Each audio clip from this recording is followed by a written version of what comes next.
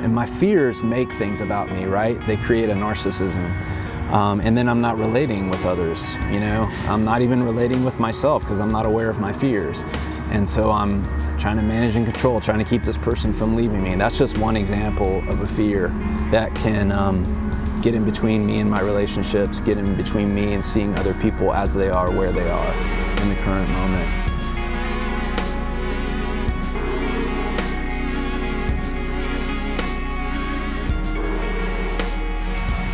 Hey everyone, Keith Chapman here with the Relating Well podcast.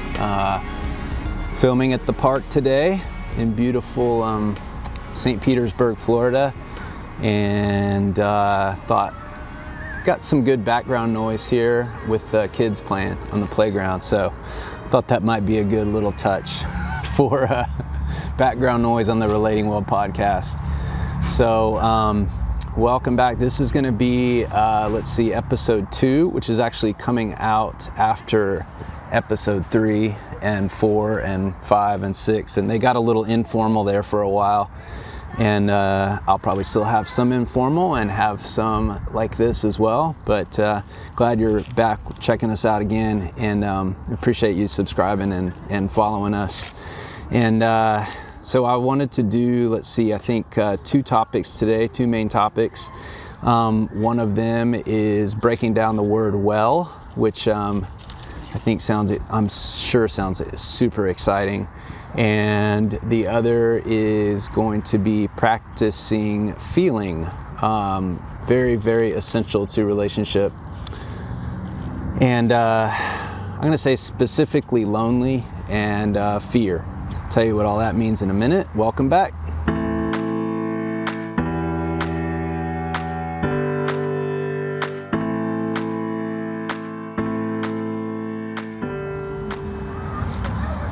So we'll do a little aside here, and I was doing some editing and listening to some material that I had and trying to pull it together, and I had this thought, which this will be kind of a segue into the first topic, but I had this thought. My thought was basically, God, man, I suck at this. Dude, like, what the hell am I doing a podcast on relating well and relationships? And I'm like listening to everything I'm talking about, and I'm like, man, I don't do that like 90% of the time, I think. And but the good news is that we don't have to do it perfectly. I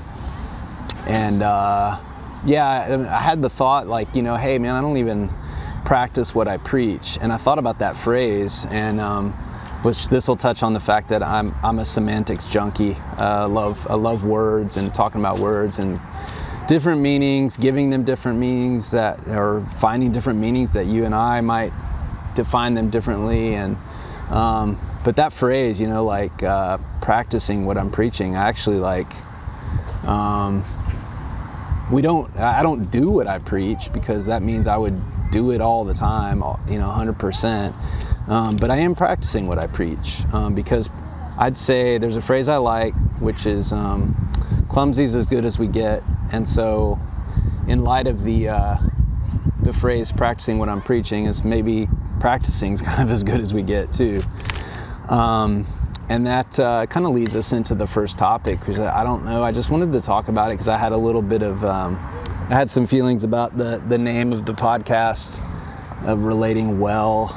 And I thought, wow, it's like the problem with the word that I found is it implies that there's like a judgment system or a grading system, or like, oh, like I said, I don't do what I say 90%, what I'm talking about in this podcast 90% of the time. And who knows if that's even true? Like, who's keeping track? Who's measuring the percentage? And so, I think part of that, I realize, I think is instilled into us a little bit in our education system. And I'm not saying we shouldn't get grades, but man, it's like 18 to 22, 25 years of our life, if we're getting a master's degree or something, like, is based around doing something and getting a grade, pass or fail, and that's just one of the many aspects of, I don't want to say our culture, but just life, where, like we just develop this mentality that there's a passing grade. And really, every good relationship is going to have to have a ton of grace. That's what I realized when I was thinking about the topic. So on the word well, we're all, if we're relating at all, we're relating well. Maybe a better title could be relating again. I think I had a little vision of graffitiing over the well part and putting imperfectly, relating imperfectly, relating again, relating at all. There's a lot of different ways you could look at it. I say relating again because I thought, what have I been doing? If I wasn't relating, I wasn't really relating at all. A, I was surviving, and B, I was managing and or controlling. Those two can probably go a little bit hand in hand, managing and controlling. I think the control part is more of a delusion, I can't really control. I just think I can control. But managing, I wanted to manage how everyone saw me, including my own wife, my kids, my coworkers. I wanted to manage how you saw me. And I didn't realize I was a lot less in control of that than I thought I was. I drove myself and other people crazy trying to do that. So I was trying to manage both ways, manage how you saw me and manage how I experienced you. And that leaves a big gap to truly embrace who a person is, where they are, and really realizing that it's not our job to change others. We might have a role in that, we might be able to speak some truth every now and then, but I know most of my life I went to the extreme on that and thought if I keep expressing enough truth often enough and frequently enough that it would eventually change. And that really takes away from the relationship, because relating to someone is really relating to where they are in any given moment, in any given season, if you want to say that, for a broader period of time.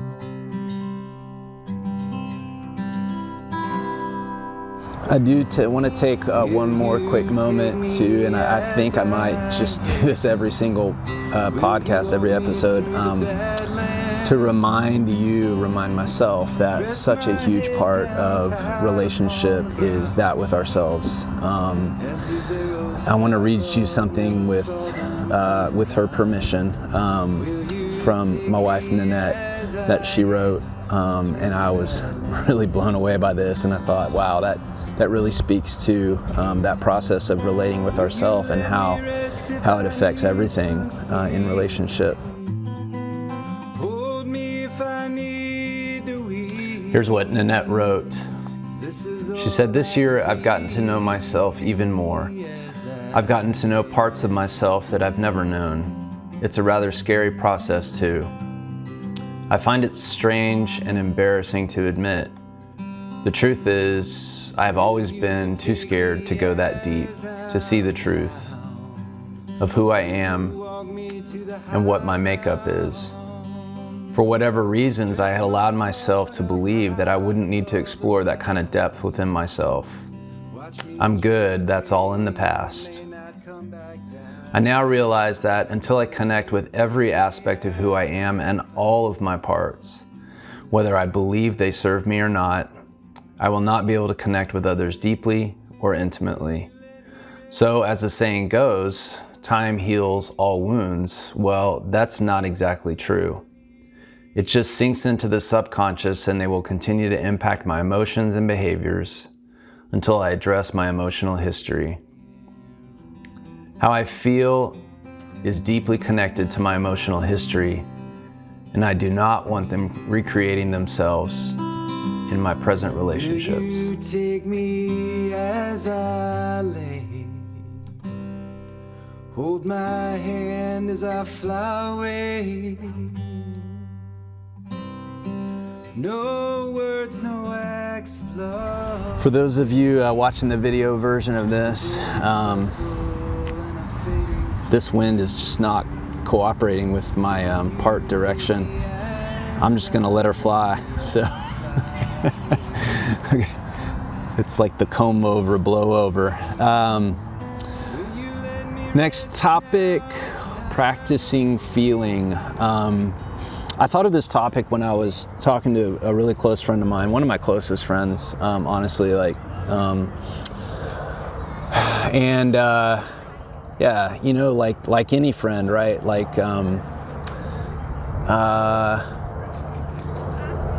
You know, there's so many things we agree on. Obviously, that's one of the reasons we're close and enjoy each other and we like each other. And then, of course, because we're human, there's things that are dissimilar to the way we think and the way we experience things, or the way we see things, or what we might practice, or you know, I think the closer a friend, probably the less that's true. And yet, even still, with my absolute closest friend, or one of my closest friends, there's a point at which we're not agreeing. We don't see something the same. And what I realize is, in that moment, I feel a couple things, you know? I might feel a lot of things. I might feel anger, you know, I might feel lonely. And that was the biggest one that I think I realized I felt. It was like, man, here I am with this incredible friend who I love dearly. And I can't imagine ever not being his friend. And in this moment, I feel really lonely because we're not seeing this little thing, whatever it was, the same. And I realize like how important that is, like to practice just all of our feelings, recognizing them and feeling them. And in that way, when I'm in front of someone who I love, you know, I can embrace that moment and say, I feel lonely, and that's okay. It was just such a like revolutionary thing for me. That's like, I think we think of loneliness as just a thing that's going to disappear with presence and friends and people we like. When here I am sitting across from this person that I love and like and enjoy and value and treasure, and like, dang, here I am right across from him feeling very lonely. So what I realized too is that I think one of the reasons we can't practice that as much, that takes us out of relationship in those moments, is fear. And that fear could be so widespread. You know, it could just be the fear of the feeling itself. It could be the fear of the loneliness. It's like when that loneliness crops up, like I get so scared, I don't even feel the loneliness. Like that's one of the things that anxiety and fear does for us, is it steals feelings away.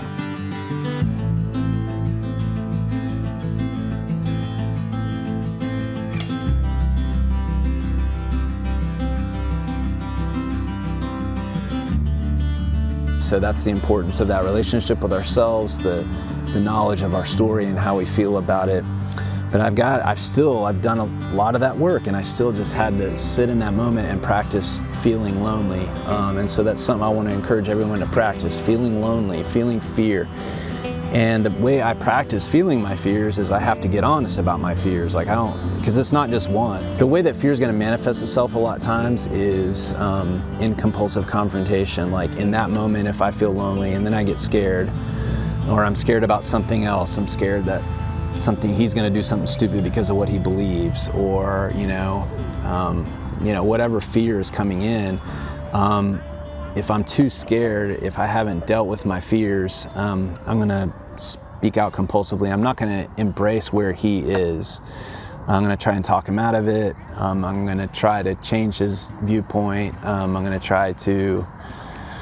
it's going to cut off curiosity, you know? It's going to cut off curiosity, which is going to be a big hindrance in relationship. Or it's going to just cut off acceptance of who he is. And it's going to be more management, like I was referring to earlier. It's going to be more management and attempt to control, largely coming out of fear, and or loneliness, and or anger, and or hurt, or a fear of those feelings. All this isn't to say that there's not a time or a need for healthy fear and a healthy confrontation. If we get scared that someone is going to do something that would harm themselves or others, then obviously that might be a time where our fear is leading us to care for someone. What I'm talking about here more is the times where the confrontation was more about me and trying to control things so that I didn't have to have feelings, really, when there might not be any direct harm being done.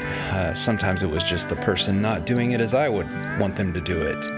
And so there needs to be, even in the healthy confrontations and the healthy fear, there needs to be a holding on loosely.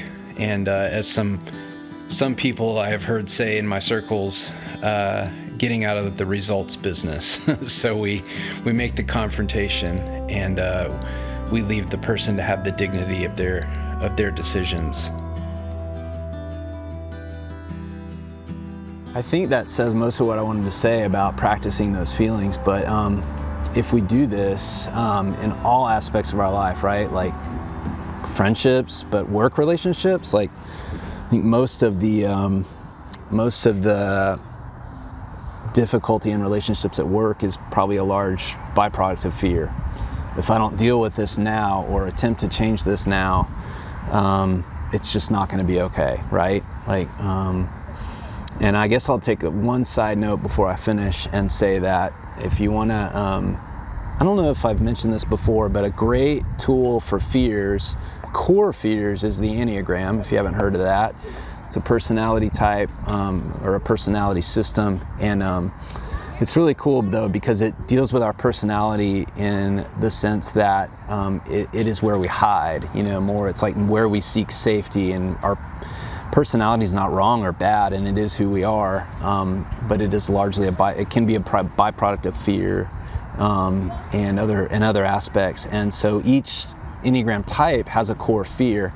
And what I found with myself is that if I look at all those core fears, and I've done this with some guys that I work with, I have them look at that Enneagram core fears for all the types. And I think if we're honest, I know if I'm honest, like I can relate to all of those fears. And my main personality types in the Enneagram is my primary fears and my core fears, but I really have all of them.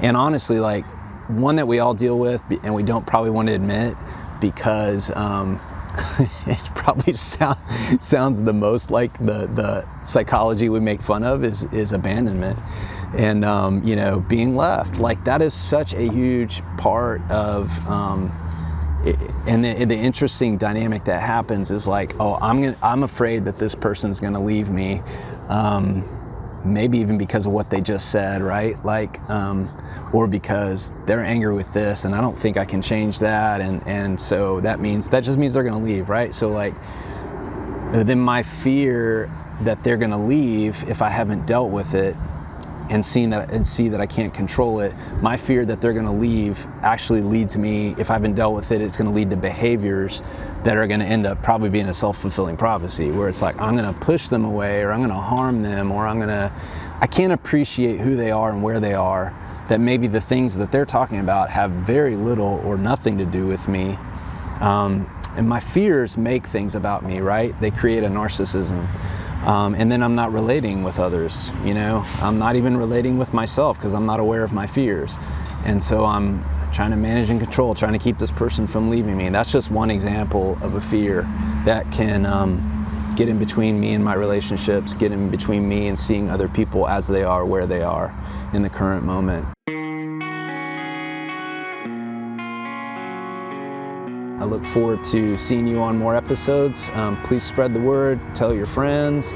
As we say on the YouTube, subscribe and like, and spread the word. Invite your friends on Facebook to like us. I'm really excited about seeing new views on the channel and interests and things every day, even when I haven't posted anything for a while. It's really encouraging and exciting. So look forward to more episodes with you guys. Good luck relating imperfectly.